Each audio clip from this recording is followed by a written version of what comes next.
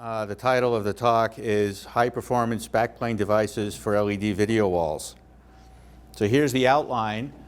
I'll start by giving you a little bit of an introduction into direct view video walls and what the problem is that I'm trying to address. And to do that, we'll have to talk about the differences between active and passive displays.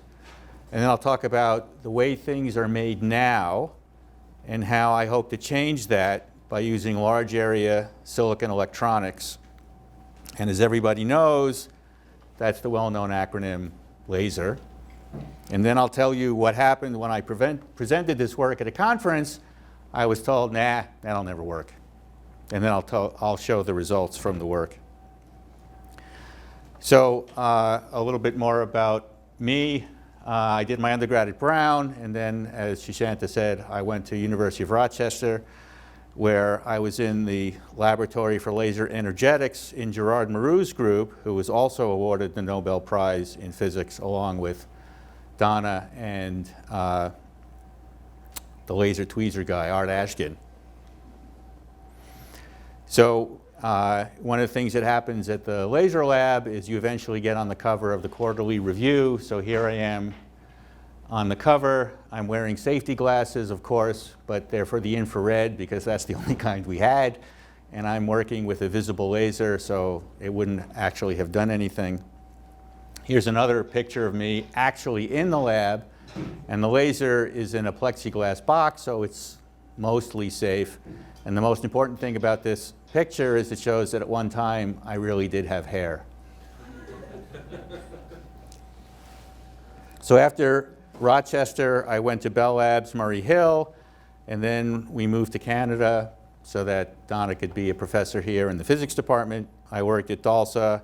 I taught part-time at Conestoga College, and I was a consultant at Thalmic/North, and now I'm at DiffTech full-time. And of course, the only way anyone really knows me now is that I'm married to Donna. Okay, so what's up with LED video walls? These things are absolutely everywhere. Every major city has a square filled with these things. This is Times Square. There's a similar square in Toronto, Tokyo. There's a giant billboard on the side of the 401.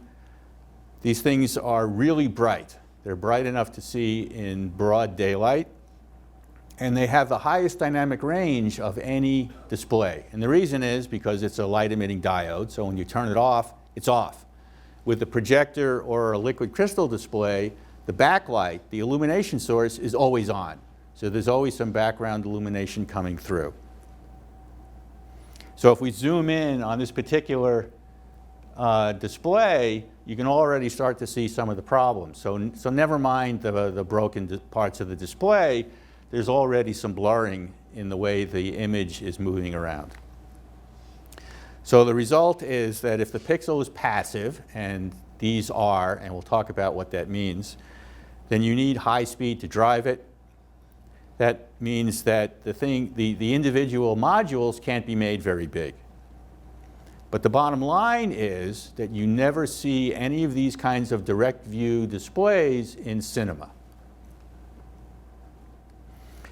So if you think about the history of passive displays, in 1993, Apple Computer sold a laptop with a color display.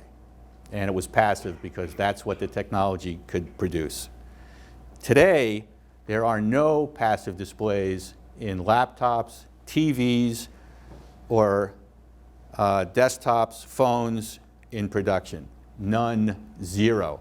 So if you're in a business making passive displays, you should be worried, because history is not on your side. So what's the problem? The problem is if you have a matrix like this where those diodes are LEDs, if you power one up, it turns on. If you go to the next one, it turns off. So you power that one on, and as soon as you move to the next one, it's off. So you have to drive these things fast enough that the human eye won't see flicker. So the LED part is great.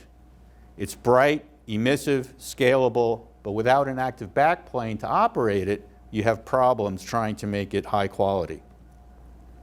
Which is not to say they don't sell a lot of these things. So here's a plot of volume as a function of year, and here we are in 2019, so it's 350,000 square kilometers. So by 2020, it's going to be 500,000, and these things retail for something like $30,000 a square meter. So that's $15 billion a year. That's a pretty big market. If you look at the number of digital cinema screens worldwide, we're coming up on 170,000 screens. If all of those screens were to be converted to emissive LED screens at $500,000 a piece, that's $85 billion over, say, 20 years. So again, it's a fair-sized market. So what's in there? Basically, what's in there is printed circuit boards and LED chips. So the chip, so there's 3 small 3-5 semiconductors in there that actually make the red, green, and blue light. And in terms of the chip, these things can be anywhere from 10 millimeters or even bigger on the side to less than 1 millimeter. And because of the volumes involved, these things are actually less than a penny a piece. But if you're buying millions of them, it's still a significant cost. But the technology is downright rudimentary. But what's on the back side is a whack of electronics. So you've got shift registers and LED drivers, and the LED drivers are typically 16 outputs. So you have a lot of these. And the module cost, and the module is not that big. This is 96 by 192 millimeters. The modules are several $100s a piece. And then you build up modules into what's called a cabinet. So the cabinet is the size of this cover, and it can be several modules, and there's backup electronics behind each stage here. And the cabinet is what is handled by people in the field to build up the video wall. And because of the size is limited by your ability to drive those lines. So it's the RC time constant that's the problem. Which is not to say you can't make a beautiful wall. So this video wall is 31 feet. So for comparison, a standard cinema screen is 50 feet. So you're looking at something which is maybe 50% more in area. And the guy who posted this figured that you're looking at a little over $2 million for that. And really, to get from this size to a cinema size, you're looking at something more like $4 million. So all that cost, and you're still going to have video quality problems. So what does active pixel even mean? Active pixel, which is the same thing in your laptop, cell phone, and TV, means one thing. You've got 2 transistors and a capacitor in every pixel. So the way this works, you've got a select line, and then you put an analog voltage here, and you charge up this capacitor, and then this capacitor operates this large transistor, and that is what allows the current to flow through the LED. So basically, you have memory in every pixel. And this is the same circuit used in every TV, laptop, and smartphone on the planet. So how would we go about fixing this problem? We want to put 2 transistors and a capacitor in every pixel. Well, the way this is done for liquid crystal televisions is with amorphous silicon. And the way the semiconductor is characterized is with something called the mobility. And for amorphous, it's like 1 centimeter squared per volt second. In terms of the physics, it's the velocity that you care about. So how fast can the electrons move through the material, and that's related to the mobility by electric field. So for a given electric field, velocity is proportional to mobility, so we're going to talk about the mobility of the material. So unity is not nearly good enough. Exotic metal oxides are what's used in TVs where OLEDs are the emitter. So an OLED is an organic, but it's still a light-emitting diode, and you have to push current through it, so amorphous isn't good enough. So you can get to something like 50 with exotic metal oxides. Next up in the hierarchy is polysilicon, and the way you make polysilicon in large area is you recrystallize amorphous. The problem with that is that the silicon melts at a lower temperature, the silicon melts at a higher temperature than the glass it's sitting on, so you can't just heat it up. So you have to use a laser, and the laser just doesn't give uniform characteristics over large areas. And then at the extreme end, you've got the kind of silicon wafers that's used to make the chips in these computers. And in terms of scaling, silicon is really stuck at 300 millimeters. And even at 300 millimeters, it would be so expensive that your budget would be blown just on the wafer. Okay, so let's jump right to the secret sauce. So the idea is you take a small ball of silicon and you stick it in a ceramic with some glass paste, and then you fire it. And when you fire it, the silicon is really stuck into the ceramic. And then you can conformally coat the material with more glass or not. This turns out to be optional. And the real trick is that you now polish this flat. So what you end up with is, instead of a large area of silicon, you actually have an array of little tiny silicon wafers. And the size of the spheres that we're using are under a millimeter. So instead of making the world's largest wafer, we're actually making the world's smallest wafer. We're just making a lot of them. So where do these things come from? So silicon spheres have been around for 50 years. They were developed by Texas Instruments in the 1970s for solar cell applications. So people have made these things as large as 2 millimeters, but at that size, they tend to become less spherical. So here's a picture of a silicon sphere that was made right here at UW. And this is in Siva's lab.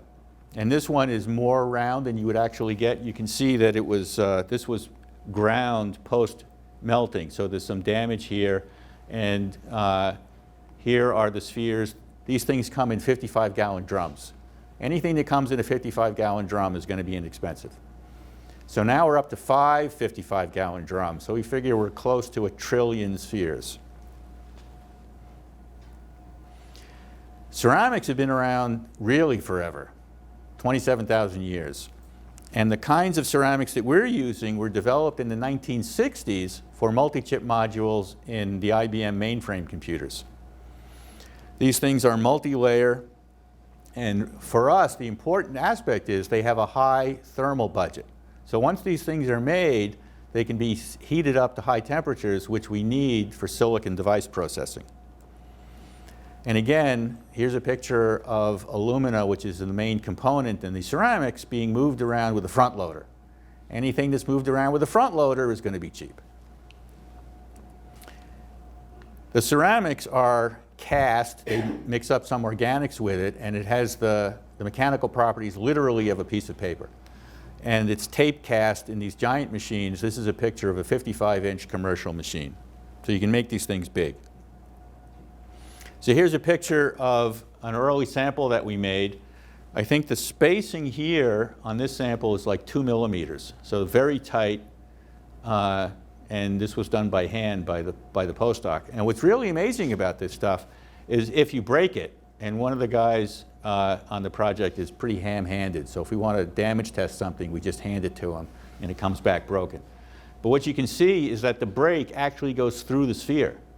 So the spheres are in there really well. So when it breaks through the sphere. So that's all great.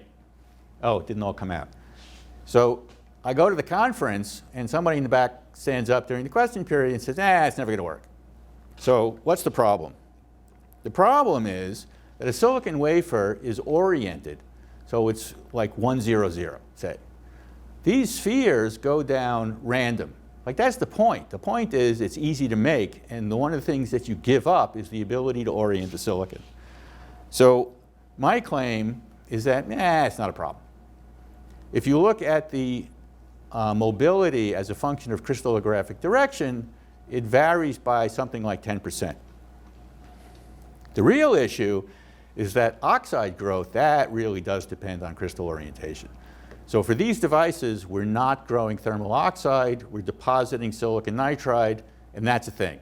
That's done in a lot of places. But the guys at the conference said, nah, no way you're going to be able to do this. Okay, so let's talk a little bit more about the physics of the semiconductor. So here's a plot of the various planes in silicon, and we don't have any of those. A conventional silicon wafer is going to be 1, 0, 0. So you're in this plane, but that's not us. We've got some random orientation. So the way to think about this is instead of the carrier moving down some row of atoms and seeing the highest mobility that you can get, it's facing some random orientation, and there's a lot of scattering. And the scattering will be orientation dependent. But on average, you're going to see some random. You'll never get one of the crystallographic planes. Why isn't that important? It's not important because we don't have a random carrier moving through the bulk. We've made an FET. And in an FET, you have a channel. And the electrons are moving down the channel, and the mobility is going to be dominated by what happens at the interface. And what happens at the interface is scattering due to process variations. And the thing about process variations is they are global. All the spheres see the same process. So our expectation is that whatever the mobility turns out to be, it should be pretty much the same across all the spheres. Okay, so now we're going to find out whether that's true or a load of crap. So this is a picture of a 4-inch, this is a 4-inch sphere, and here's one of the spheres blown up. It's nice, smooth, and shiny, and we're saying that it's polished, but we claim that it's damage-free. And the way we claim it's damage-free is because we're not just polishing. This was something we discovered the hard way. The first time we tried this, we made an optically polished surface, and the devices were terrible. And the reason is because we're making silicon wafers, albeit tiny. So now we're doing what's called chemical mechanical polishing, just as if we're making a big silicon wafer. So here's the end. So here's another sphere. There are really only 2 devices here, and the rest of the area is taken up with contact pads. There's now a second circle, and the second circle here is defining the usable area. So we've allowed a gap here to allow for placement tolerancing on the sphere, and this distance is more like 550 microns. And these transistors have a gate length of 5 microns. So here's the IV curve, and we're getting mobilities which are over 300. So while not good for silicon, which can be 1,000, it's pretty darn good for anything else which can be made large area. The second issue was process uniformity. So here is a bunch of devices made on a silicon wafer using the same process with a deposited dielectric. And here are a bunch of spheres. So given the spread here, not so bad. And in both cases, we're using what's called spin-on dopant, so the process is really the same. The other thing I wanted to mention is that the yield is really good. And the reason the yield is really good is because the gate lengths are 5 microns. It's like doing lithography with a crayon. It's very big. So how do we propose to actually integrate this into the existing manufacturing flow? Remember, what people are doing now is they have a printed circuit board with all the wiring in it, and then these chips are stuck to the front with the red, green, and blue LEDs. So what we're proposing is lose all the expensive electronics on the back and replace it with one of these ceramic chips. And the advantage of the ceramic chip is that once you've made it, because it's ceramic based, you can reflow it. So you can just stick these things on the back. And notice that I've got one sphere for each of a pair of LEDs. And that's because even with a sub-millimeter size sphere, we can fit enough transistors on there, enough one capacitor, 2 transistor cells to operate 6 LEDs, right? Each of these has 3 LEDs in it. So what does that look like? Just to remind you, here's the schematic. Here's the layout on a sphere. So these things are the capacitors, and they're the same area but different shape to fit. There's a little transistor, which is the select transistor, and then a much larger transistor to do the LED drive. This is what the layout looks like.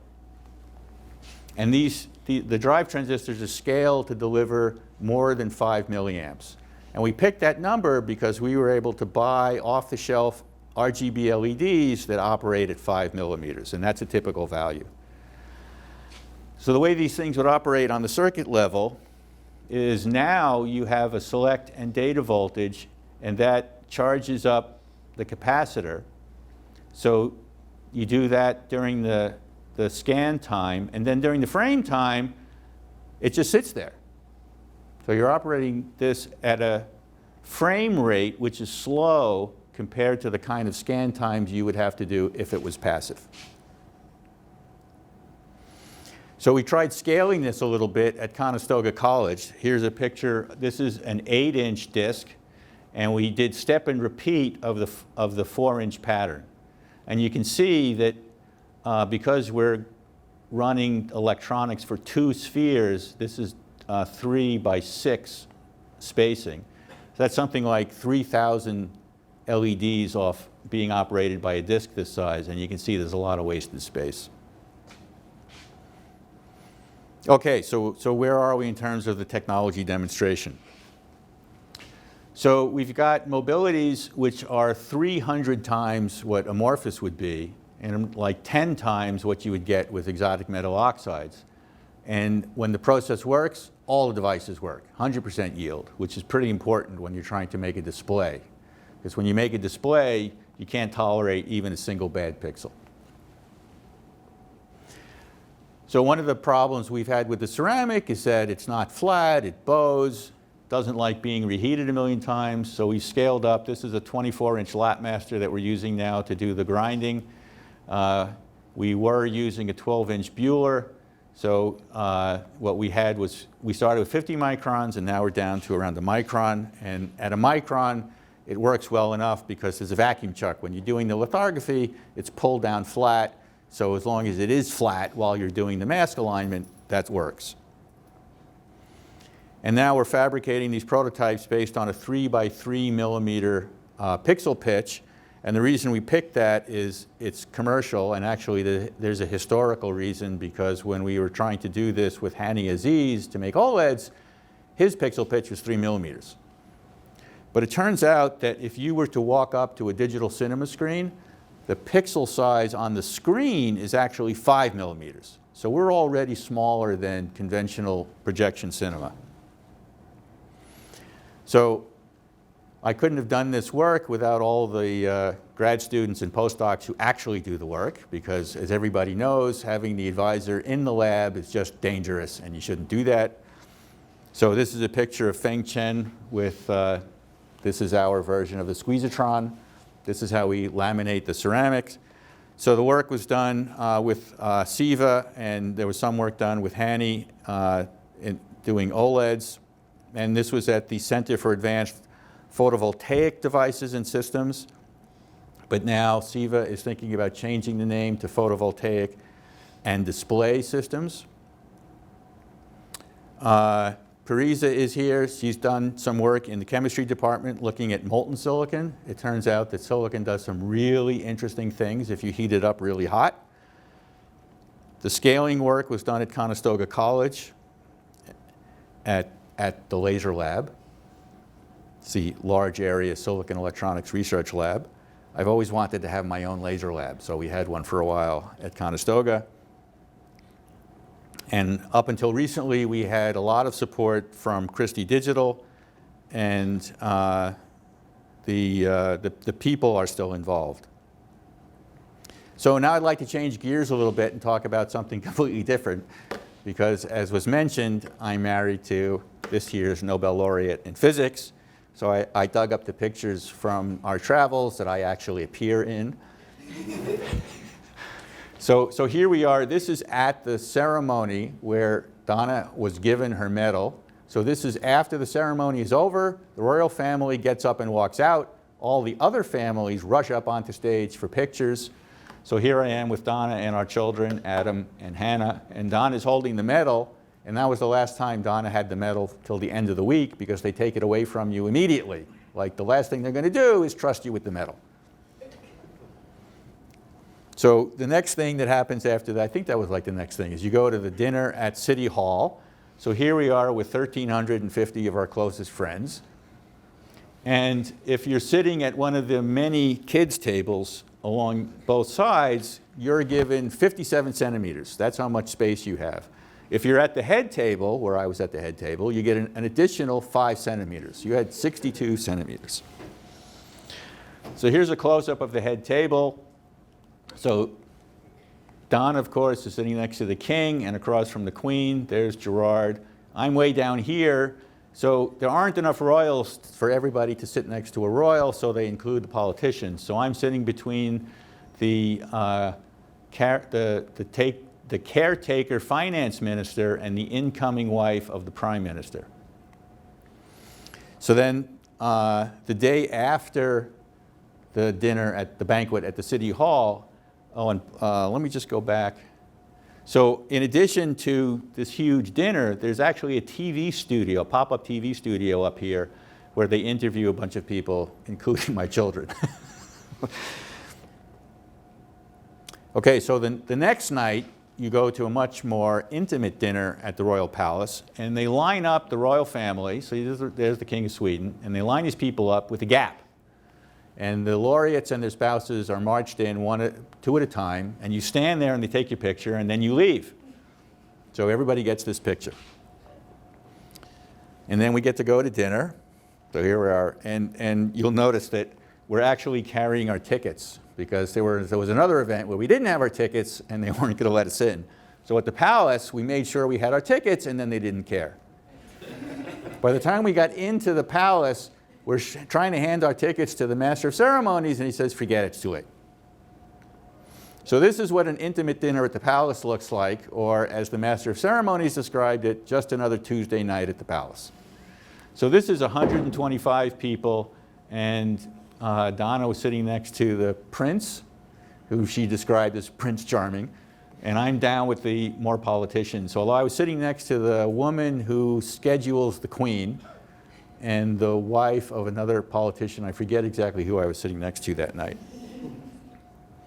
So then at the end of the week, you go to the Nobel Foundation, and they give you back the medal. So here's Donna's medal and the diploma. You get a diploma. They actually call it the class of 2018. They view it as a class. It's got to be the shortest time spent in a program before you get a diploma I've ever heard of. It's a week.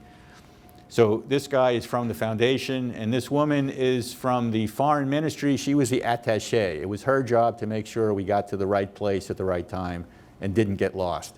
And there was a lot of opportunity to get lost. So we've been back to Europe a couple of times since Sweden. Here we are at the French embassy in Rome, which is the Farnese Palace, designed by Michelangelo. I'm standing next to the French ambassador. And because we were in Rome, well, you might as well see the Pope. So this is what I show when people ask me, so how's your life changed? This is how my life has changed. So that's the end of the talk. Thanks for coming out. Are there any questions? I have a sample disc if anybody wants to see what this thing actually looks like. It's pretty robust. Thank you.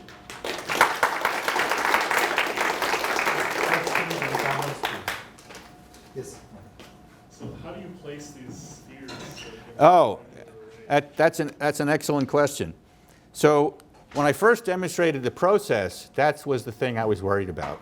So the way it works is if you put a little bit of glass paste in the hole, and you can silk screen or screen print the paste into the hole, you just bounce them around. And when a sphere lands in the hole, it sticks. And if you vibrate these things at, say, 60 hertz with an engraving tool, then you're repeating that experiment 60 times a second. So all the spheres end up stuck in the holes. There's 100% yield. It's really, that part turned out to be not a problem. That's a good question. I did leave that out. Yes. Yeah. What are the, I mean, I understand yield is very good, but what are the primary failure mechanisms when it does fail? So we've had failures of vacuum pumps. We've had failures where a student ran gas out of a cylinder and didn't tell anybody. So see, Yeah, actually, I'm more thinking of the failure mechanism of the device, of the backplane, once it's in operation. So someone else asked me about that, and I think compared to the other technologies, inorganic silicon is probably one of the most reliable semiconductors you're going to find. These are all inorganic materials, all of them. So our expectation is that reliability will be very good. We have had issues with the silicon nitride gate dielectrics because it's very thin, and even at these thicknesses it's pinhole free, if you don't do it right, you're going to get a crappy dielectric. So that's an issue. But most of the issues we have are process-based rather than reliability-based. But it's not as if we've done a lot of reliability studies. We're counting on silicon to be silicon and be very reliable. Yes. How do you grow the nitride? It's deposited. So. But is it PECVD or? Yeah. Oh, yeah. It's very straightforward. It's PECVD and then it's annealed. Looking forward, how do you think that should scale up? So, Large size. yeah, so the way I've described the process now, we envision this being integrated into the existing manufacturing flow. So the integrators who don't really know how to make anything are going to take these modules, these like, so here's a 4-inch disc, and it's got enough silicon on it to drive over 200 LED chips. So you take a couple of these and literally just reflow it onto the back of the existing modules. So so I'm not in the display business, right? I want to be OSRAM and not compete with my customers. So I want to make a transistor array which is integrated into an LED video wall by all of the current integrators. So that's the model. So really, the barrier to entry is pretty low. We just have to figure out how to make these cheap and in volume. Mike? What do you think the most expensive part of the process is now? Like, even though you said the alumina is, not really cheap, you have to anneal it probably in 1,000 degrees to sinter. I imagine that's not Yeah. So cheap substrate. yeah. So this stuff is standard. Like this is DuPont 951. Like it's a commercial product, and really the price points will be dictated by how big you have to make one for it to be cost effective, and we don't know that yet. So we're doing 4 inches because that's how big the mask aligner is, and we figure that at 8 inches you can do step and repeat at using a 4-inch aligner. Much beyond that, you're now looking at more capital intensive, like it's a big factory. So it's not clear how it scales. A quick question. You looked at this polishing, and in one picture you showed that the silicon sphere on the surface, there were some cracks somehow. Other it was very nice and smooth. So is that something, a special polishing technique? Yeah. So when I first described what we were doing to polish this to someone who had experience in the silicon wafer business, they laughed at us because we were total noobs. Mm-hmm. So polishing silicon wafers is a well understood physical process. So you're actually converting the surface to oxide and then etching the oxide. So it's a chemical mechanical process. And the idea is if you polish it or lap it first, you have to remove all the damage you created by that process. So, you have to know what you're doing, but it's straightforward. In industry, if you were polishing a wafer, there would be a lot of, 5, 6, 7 CMP steps. We're doing 2. So we want to do enough CMP that we can get workable devices, but we don't want to make it so horrific that it's expensive. That's pretty critical, right? I guess. It's completely critical. Like if you don't have a device quality surface, you won't get devices. Like they're really, really bad. Great. Well, let's thank the Dykkar for the excellent talk. Thank you so much.